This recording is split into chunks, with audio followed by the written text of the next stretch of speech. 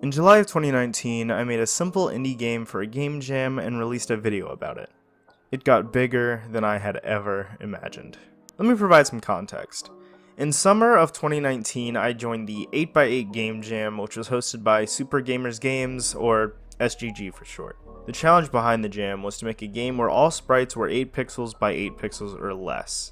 Oh, and it had to be done in a week. During this jam, I made my most popular game yet, and probably the game I'm most proud of. I was able to make multiple different spells, enemies, and bosses within a week while I was working during the summer. I'd really originally made the game to try to get back into game development and YouTube after being away for so long from both of them. Both of them are things that I love doing, but hadn't been motivated to do for quite a while. I created this YouTube channel and uploaded the Making of Sorcerer Shootout 8x8 Game Jam Devlog, and it did pretty well, especially for being the first video uploaded to the channel. The game itself had gotten more popular than any other game that I had made.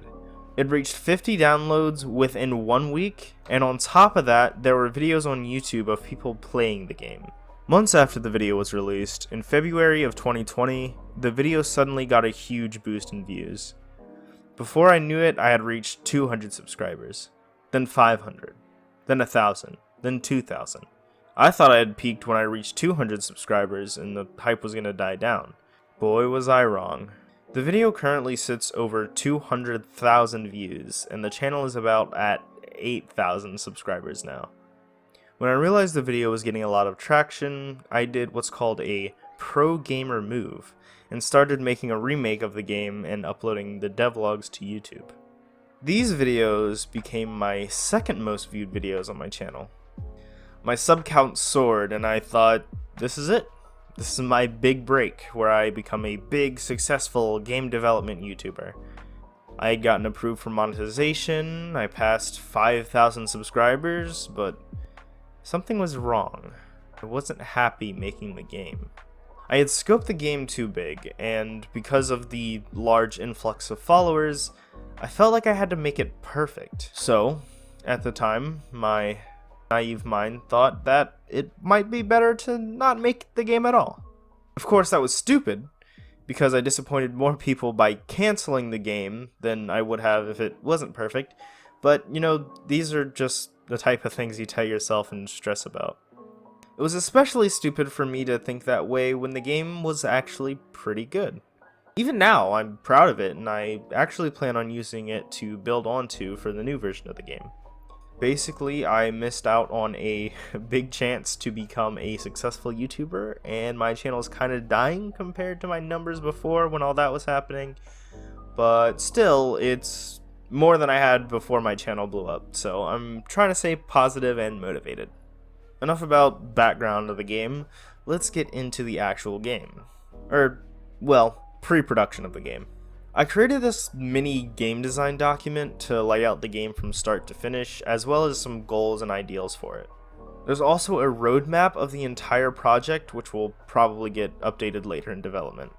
If you guys want access to this document and the Trello board for this project, then make sure to join my mailing list. I'll send out stuff like game design document and roadmap, opportunities to test my games, access to my Trello board for this project, and more. The link will be in the description.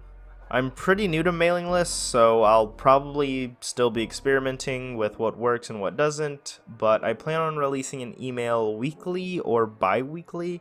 I'm not entirely sure yet. But anyway, I wanted to talk about my main goals for this project first. First and foremost, I want to finally finish, release, and market a commercial project. It's something that I've been wanting to do for forever, and it's about time that I actually did it. I've tried to do this so many times, but I've never been able to actually finish and release it. As far as sales go, I really want to make back my expenses from this project, which is roughly $210 US.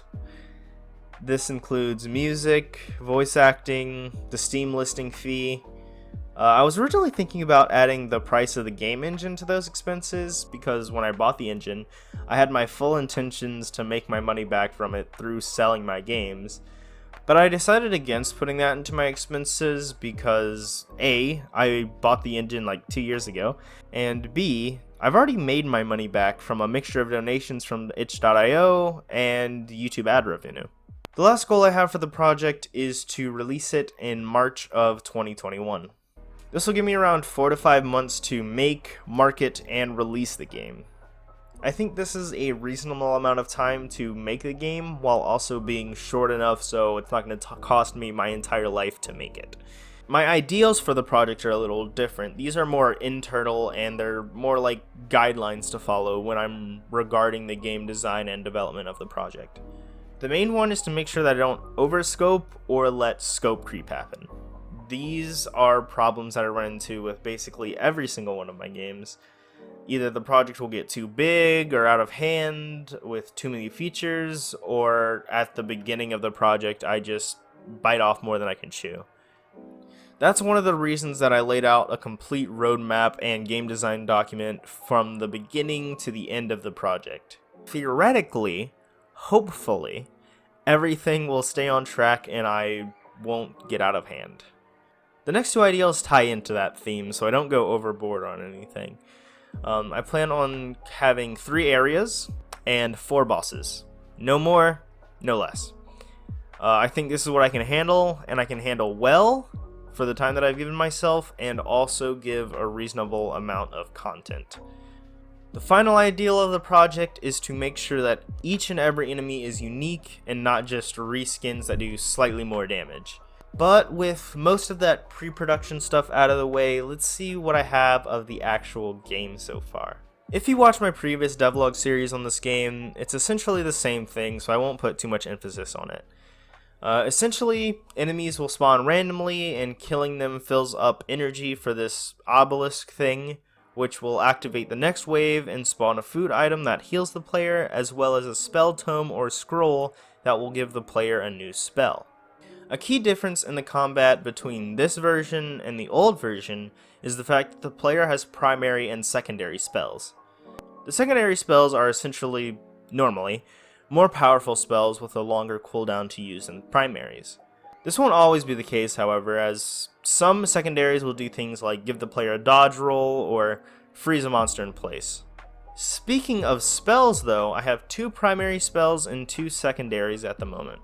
By the way, these are all subject to change. For primaries, we have the Fireball, which is just the default spell and it deals a moderate amount of damage and shoots a moderate speed. The other I know isn't going to stay. I added it just so I could get spell switching working. It's like a poison ray that shoots fast but does low damage. For secondaries, I have Hold Monster, which is basically like Hold Monster from D&D. It's what it's based off of. Basically, it makes the enemy that you hit with it stay still and it can't attack at all or do move or anything. I also made a Poison Cloud that deals damage over time in a radius where the player casts it. I have 4 enemies implemented into the game thus far. We have the Slime, which bounces towards the player and deals damage when it comes in contact. We have the Skeleton, which runs to the player and deals damage once it gets in contact. We have the Necromancer, which can spawn skeletons and shoot magic at the player. And finally, we have the Fungus, which deals damage in a radius around it, and it also spawns other fungi. I implemented these first because they are all the enemies from the original, minus the Skeleton. He didn't exist, but I wanted something for the Necromancer to be able to summon. But I think that's about it. I'm going to be developing the game in like 2-week sprints. The first one ends the 21st, so there will be another episode out after then. But until then, stay tuned for other videos. I'll be uploading videos weekly and will upload various videos between devlogs, which will be uploaded every 2 weeks. But yeah, that's it. Bye!